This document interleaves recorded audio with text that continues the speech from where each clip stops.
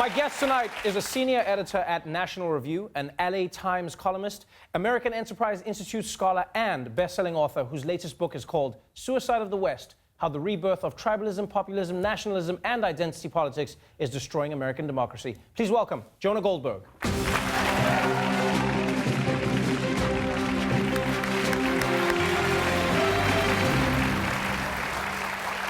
I thought about pawing you up, sort of a Macron versus Trump kind of thing, and getting all handsy, but I decided better not. We should have done that. We should have done like a little handshake into a kiss, into like a little moment, into a thing. Yeah, I could have like whispered, "I like your musk," which is the way I think he was saying to him at one point. It felt like it. It felt like it. Trump's really into him, which is something that is good for America, yes?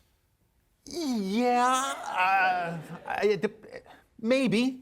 You know, if it's good for America for us to get along with, you know, our 200-year-old allies, that's good, right? Uh-huh. But if he's only doing it because somebody's sucking up to him, less good, right? I mean, it should be they getting along because we have mutual interests, we have mutual values, and they reflect that. It shouldn't be because the leader of France says, not only are you a handsome man, you're a powerful man, right? I mean, it shouldn't just be sucking up. It should be something more. I feel like it should just be that. Yeah.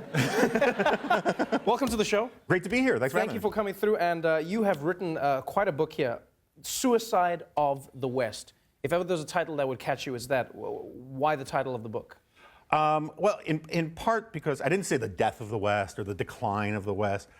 As grim as the title sounds, and it actually doesn't end as grim as it sounds, suicide's a choice. You choose to do, to make these decisions that you're making. And I think that one of the things that people don't appreciate is that if you can choose not to do them as well, and that a lot of the things that are plaguing this country are within our own power to fix. Right, it's interesting because you talk about nationalism, tribalism, populism, all of these things that you believe are leading to the decline of America. When you talk about the decline of America, are you specifically referring to capitalism and the way it's made America thrive over the past 300 years? In part. I mean, I call this thing the miracle, right? But the miracle isn't just capitalism. It's also natural rights, civil rights, free speech, all of the things that we associate with the Bill of Rights, the idea that the individual is sovereign, that we are captains of ourselves, that we are citizens, not subjects, that the government works for us, we don't work for a government.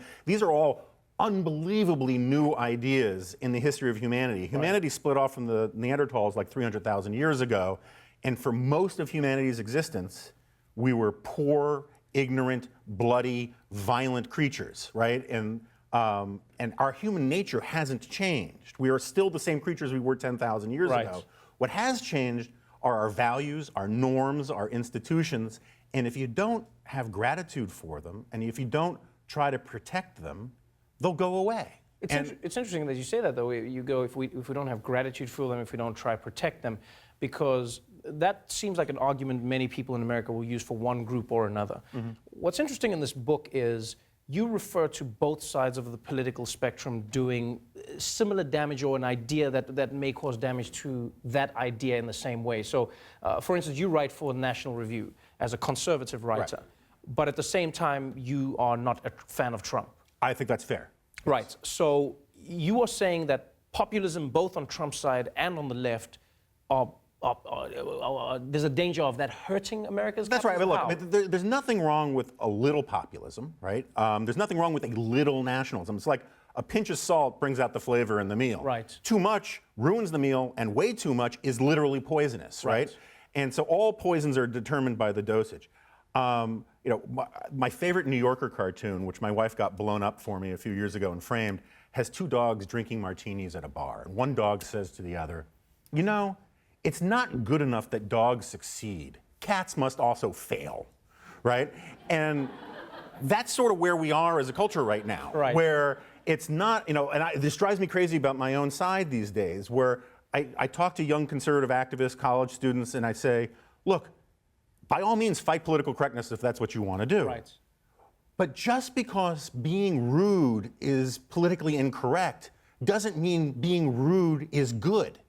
And so much of what's happening, I think, on both sides of the political aisle is this idea that you can do almost any horrible thing if it annoys the right people. Right. And that's a huge part of the defense of Donald Trump, which I just find intellectually bankrupt, which is, well, he's got the right enemies, or he's making the right people upset. Well, you have to look at what is actually upsetting them. Right. And some of the things that upset, liberals and leftists, I can agree with and I'll support. But some of the other things are just sort of crassness, rudeness for its own sake. And I don't see why I should defend that just because he's on my team, as it were. It's interesting that you bring up teams, because it does feel like America is drifting into a space where politics is solely about teams. You pick your team, Right. whatever your team does, you defend. So the other team, whatever they do, you pick the opposite. The ref is biased, this is against us, those are not facts because they don't work in our favor. Does this, in your opinion, lead to a place where the experiment of America begins to decline? Is that the only thing that's kept it moving? Or has it just been an illusion that's lasted for 300 years because there were people who were previously oppressed and that wasn't something that America ever was? No, look,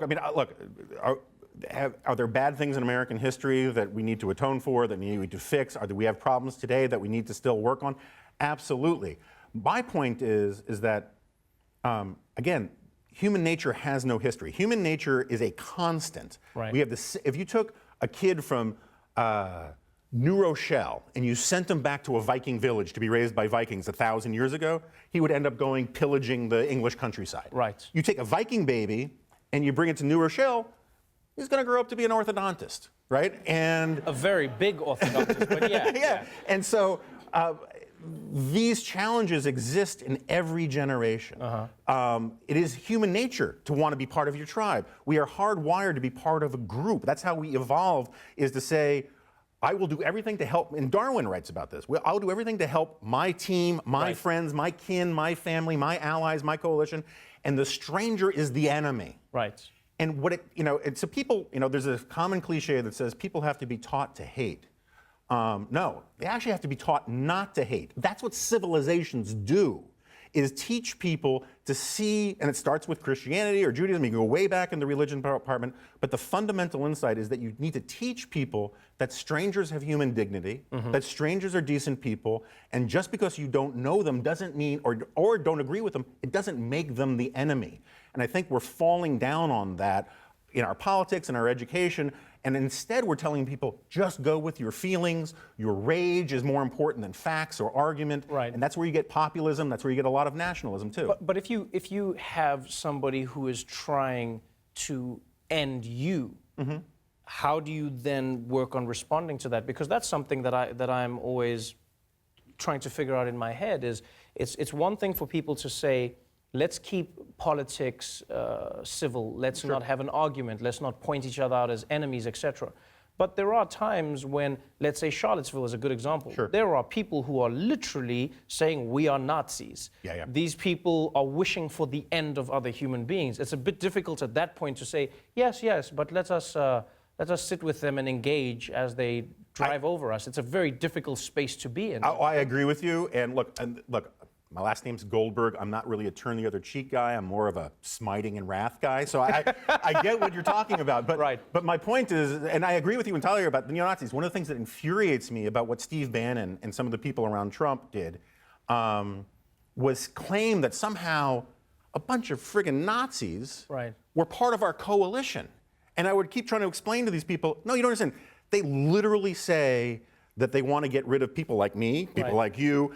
Why should I form a common group with them just to get this guy elected, or just for political purposes, whatever? Some things are existential questions, and I'm not saying that we should have gone to Charlottesville and shot a bunch of Nazis, right? But the idea that somehow they have something important to say that I need to find common ground with them, I think is ridiculous. Right. I also think it's ridiculous to call people who aren't Nazis as a way to demonize them. And I think there's a lot of that's going on too. And so it's a prudential question, and you have to sort of figure it out as you go. It doesn't mean you can't have big arguments. I've always believed that democracy is about disagreement, not about agreement. It's about having arguments. What I don't like about our politics right now is how people don't think arguments matter at all, that facts don't matter, that the whole point of the Enlightenment was this idea that you could persuade people. Right. And part of the reason I wrote this book is it's much a cautionary tale to my allies on the right, is that a lot of people are just giving up on persuasion, and instead it's just hammer and tongs, cats must fail, it's all about power. The arguments in defense of Donald Trump in 2016 were all about winning and strength. Winning and strength they're absolutely amoral concepts. Winning for what? Strength for what? Unity for what? Right. It has to be the ideas that underlie it, and we're in a moment where a lot of people just don't care about ideas anymore. One of the big ideas that you share in the book is that America needs to focus on less identity politics on both sides and more on merits, because merit is how capitalism thrives. Merit is what moves a society forward. When you say that, though, do you think sometimes a statement like that ignores the fact that some people's merit is overlooked Absolutely. because of identity politics? Yeah, look, it's funny. Like, most of the liberals I talk to, they like the words they agree with me on the populism and nationalism, and they don't like the tribalism. They don't like the identity politics part, right? I am not saying that you can't, first of all, I'm not saying that there isn't discrimination out there. Obviously there is. What I'm saying is that one of the great and glorious things, and Barack Obama was very eloquent about this country, is not that America the founding fathers were hypocrites when they started this country. They were, slavery was a big, hey, what about that? Right? That's a great description. What about that? Yeah, but you know what I'm getting at, right? And so what happens is then Abraham Lincoln comes along with the Gettysburg Address, and he redefines what this country is about equality. And then Martin Luther King says, hey, wait a second. 100 years later, he says, wait a second. The founding fathers wrote a promissory note to the American people that all men, including black men, are created equal. It's the unfolding of that story that is what matters. And so one of the core values, all civilization is the story we tell ourselves about ourselves. And one of the reasons why Martin Luther King was so persuasive is he was appealing to the best ideals of white America and saying you should take people as you find them. One of the great things about the American founding, which doesn't get taught anymore, is that we got rid of titles of nobility. We got rid of the notion that simply by an accident of birth, one person is better than another person. And so a little identity politics, just like a little nationalism in terms of ethnic pride and solidarity, all of that is fine. When you start reducing whole categories of people to an abstraction and say, all I need to know about you is the color of your skin, that's when you get into a problem. And this idea that all white people are racist is first of all not true. Intermarriage rates between white and blacks are going through the roof. They can't all be racists, right? But I think the argument is less all white people are racist and the system has been created by white people to oppress people of color. So I think when people say white people are racist, I think that's disingenuous. But most of the time, the argument people are saying is, hey, we can admit that this system, from the founding fathers through to redlining, through to segregation, was written in such a way that it would benefit one race over another. It would hamper the cats and allow the dogs to succeed. And look, and I think there's obviously a lot of truth to that. At the same time, the definition of who counts as white changed over time. You listen to Benjamin Franklin. It changed for everyone except black people. That's true. That's true too. And that's part of my point, is that it is an outrage that this country took so long to include everybody in this idea of universal equality. That is not an argument for getting rid of the value of universal equality. Right? It is to say that we need to be more consistent in applying these ideals rather than saying these ideals themselves are bankrupt. Because it is these ideals that for all of human history, the average human being everywhere on Earth lived on average on $3 a day. Africa, Asia, Europe, everywhere. And then once and only once in all of human history, it starts to go like this. And it's because these ideas start getting put into action. I think we should be, we live in this moment of the greatest alleviation of material poverty in all of human history. Hundreds of millions of people in Asia and Africa are coming out of poverty. And it's not because of UN programs. They help. It's because of these ideas starting to germinate, lifting people up. Maybe have just a little gratitude for them, and maybe have a little room to say, maybe the entire story of this 300-year miracle isn't a story purely of oppression and tyranny. Were we bad? Did bad things happen in the past? Yes. Have things been getting better? Yes. You can say both things. You can say both things, nuance. The way I like to think of it is this. I go, capitalism in many ways should be like software on a phone. It constantly needs to be updated. And at some points it feels like the updating has stopped and people allow it to, stagnate in the way that it is. And to your point of gratitude, before I let you go, I think the one thing, and I wonder if you can maybe understand this, is when people say you should be grateful for what you have, do you not think that gratitude is always relative to the bottom versus the top in where you are? Because to say to somebody, and you hear this all the time, and I'm not saying you're saying it, Sure. politicians will say, oh, black people, you complain about America, go live in Afghanistan, see what that's like. I say, but you're not living in Afghanistan. If I'm in a Michelin star restaurant and the food is not great, you can't tell me to go to Arby's because I complain. Right. I'm saying to you, the food is not what it was promised in this restaurant. So is it not difficult to say to people, have gratitude, when they are not living in the promise of what the country is meant to be? Yeah, no, I think that's fair. I think at the same time, first of all, I don't say that to people, right? You know, I really not. Yeah. Honestly, I'm not saying you do. And so one of the you're one of the good ones. One of the things and look, I mean, I've taken slings and arrows from lots of different directions, including from a lot of friends and former friends, because the positions I've taken. One of the things I would say to people who make that argument is, stop making that argument. Right. You know, that's not how you should frame this kind of thing. What I would say is that, you know, the pursuit of happiness is it's not a guarantee. You have the right to pursue it. And one of the great things about freedom, the miracle, liberal democratic capitalism, whatever you want to call it, is it gives more people the opportunity to pursue it. Could that get better? Yeah. But you can't look at any of the systems we had prior to 300 years ago, and I'm not sure you can look at to most of the sort of nationalist or socialist systems and say they're better at it. Right. And so when people say we fall short of ideals, I say, well, of course, that's why they call them ideals. You're not supposed to be able to like live. They're supposed to be a North Star. You know, they're the thing that your true north that you march towards, and you can always get better at them. My point is that we shouldn't throw them away, because this is the only game in town in terms of what has actually taken humanity out of the muck of its natural environment. Capitalism is unnatural. Democracy is unnatural. Right. If they were natural, you would think they would show up a little earlier in the evolutionary record than about 299,000 years into our existence here.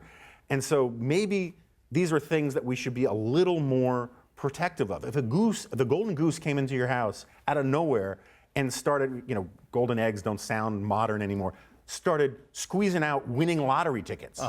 This is a weird analogy, but yeah. Yeah, but your response to it should be gratitude, not like, give me more, you know, more lottery tickets than you can produce. But that's what the story is about. It's not really so much about greed. It's about ingratitude. It says. I think fundamentally I understand what you're saying, and that's what I appreciate about the book is it makes me think. Thank you. It engages in ideas, and fundamentally what the book is saying is don't throw the baby out with the bathwater. That's right. That's right. And we can disagree about the size of government, all these kinds of things, but there's some fundamental things that we should all be able to agree have merit and are worth keeping. You stopped the conversation. Thank you so much for being on the show. Thank you very much. Suicide of the West is available now.